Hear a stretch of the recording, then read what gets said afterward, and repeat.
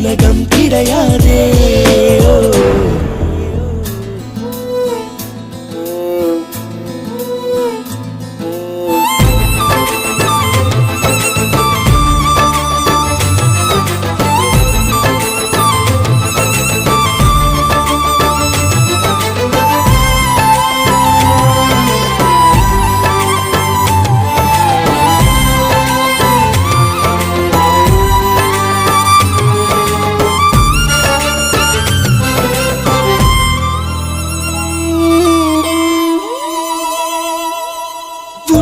கை கோர்த்து அடி நான் சென்ற இடம் தன்னந்தனியாய் எங்கே வந்தாய் என்றே கேட்கிறதே.